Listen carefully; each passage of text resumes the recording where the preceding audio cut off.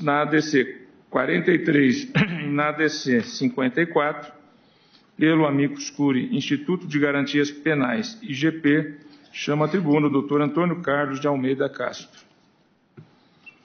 Senhor presidente, senhor relator, senhoras ministras, senhores ministros, representantes do Ministério Público, meus ilustres colegas de trincheira na defesa da Constituição, especialmente quero saudar a Defensoria Pública e vou dizer o porquê ao longo da minha curta fala. Em primeiro lugar, julgo ser importante dizer, tendo em vista a sustentação que houve aqui da ADC 43, que fui o advogado da ADC 43, assinei, sustentei a liminar, em outro sentido do que foi dito aqui, mas é necessário esclarecer que quando o atual presidente da República assumiu que queria ser candidato por então partido, isso me foi dito pelo presidente do partido, houve, segundo me disseram, a exigência que eu fosse destituído e que essa ADC fosse então arquivada. Mal sabia ele, evidentemente, que é uma ação indisponível. A destituição se deu, e eu quero dizer a Vossas Excelências com muita honra, em 40 anos de advocacia fui destituído uma vez, mas essa destituição é um gáudio para mim, é uma honra para mim, e demonstra que eu sempre estive do lado certo. Estava lá ao defender a Constituição e estou aqui, em muita honra, em nome do Instituto de Garantias Penais, ao defender a Constituição. Passando por esse momento, quero dizer alguns pontos que julgo importante na construção, ministro Marco Aurélio, do imaginário desse processo. Em primeiro lugar, quando entramos, começamos a ter uma pressão midiática dizendo que tudo era contra a Lava Jato. Não existia absolutamente nada contra a Lava Jato. Por isso saudei especialmente a Defensoria Pública. Porque quando a Defensoria Pública entrou com amicus curiae, ficou evidente que o cliente preferencial que nós estamos a defender é o negro, o pobre, a prostituta, aquele cliente que é defendido pela Defensoria Pública. E a época da liminar, disse aqui dessa tribuna sagrada, que esse tribunal, disse com todo respeito, cometia uma incoerência, porque tinha julgado aqui o estado de coisas inconstitucional num julgamento histórico que elevou esse Supremo às cortes internacionais e logo depois flexibiliza um conceito constitucional para levar milhares e milhares de pessoas para essas masmorras medievais que são as cadeias brasileiras. Essa é um ponto que eu tratei quando tive a honra de ocupar a tribuna aqui, ainda na liminar. E é interessante, assim como nada tinha a ver com a Lava Jato, o segundo ponto, ministro Celso, com todo o respeito, é dizer que essa ação foi uma ação programada para proteger, para beneficiar o ex-presidente Lula. Ora, quando entramos com a ação, em setembro de 2016, o Lula não era sequer investigado. Quando julgamos a liminar, o Lula não era sequer absolutamente denunciado. Apenas em 2018 houve a condenação lá no Tribunal Regional. São falácias, como essa dos 160 mil que seriam, em tese, soltos se fosse feito esse julgamento. Em boa hora, Sua Excelência, o presidente, também presidente do CNJ, veio demonstrar o absurdo que são esses dados. Porque houve uma clara manipulação. Essa ação talvez fosse a ação mais simples de ser julgada, ministro Fux. É decidir um conceito da Constituição. É cumprir ou não a clareza de um texto constitucional. Disse aqui, e digo em respeito a Vossas Excelências, que o Supremo Tribunal pode muito, mas não pode tudo. Porque nenhum poder pode tudo no Estado Democrático do Direito. Não se pode exigir de Vossas Excelências, com a responsabilidade que já tem, que vão além dessa responsabilidade ao fazer uma análise de um texto que é absolutamente inquestionável.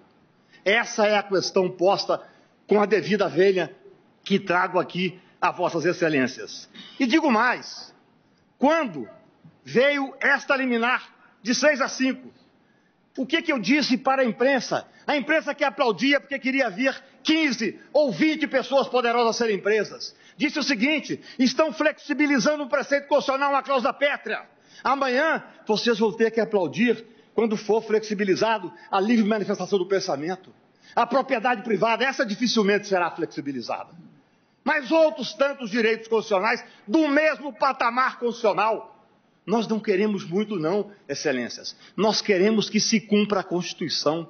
Esse talvez fosse o processo, não fosse esses meandros que nós tivemos que enfrentar ao longo desse tempo. Esse seria um processo, julgo que, de certa facilidade, porque eu não tenho dúvida. Nós enfrentamos questões fora do processo. Por exemplo, dizer que isso é contra a Lava Jato, o que tem a Lava Jato a ver com esse processo, do cumprimento do preceito constitucional? É porque eu digo há 3 anos pelo Brasil, ministro Gilmar, que a estrutura de marketing da Lava Jato é muito melhor do que a estrutura jurídica. Ela colocou as pessoas contra quem tinha o coragem de fazer a defesa de um preceito constitucional. É só isso que estamos fazendo aqui. Com a devida vênia, não somos donos da verdade. Quando em debates, principalmente fora do Brasil, eu vejo algum professor estrangeiro ter a coragem de criticar. Ah, mas como é que vocês defendem que pode haver até o último grau de jurisdição? Não é assim no país tal. Não é assim na Alemanha. A minha resposta é muito simples, senhor presidente. A Constituição brasileira não vale na Alemanha. A Constituição brasileira vale no território nacional. Nós temos uma carta que foi promulgada em 1988 e que nós juramos cumprir. Vossas Excelências como juízes, eu como advogado e o cidadão também. Nós temos que começar a voltar a ter esse temor absoluto pela Carta Constitucional. Vivemos num tempo, senhor presidente, em que cumprir a Constituição passou a ser um ato revolucionário. É absolutamente simples o que se pede nesse processo, embora com enorme repercussão. Não a repercussão apregoada muitas vezes de forma maliciosa até com a devida vênia pela grande mídia. Não! O que nós temos que fazer nesse processo, e eu peço vênia para repetir, é uma análise que o juiz tem que fazer ao interpretar um texto que é inequívoco. Nós não podemos pedir, e peço vênia pela veemência, que cada juiz possa ter a análise que quiser de textos, principalmente de cláusulas pétreas que são absolutamente claras. Ou então, nós estaremos colocando em risco o Estado Democrático de Direito, que talvez seja a maior função desta casa.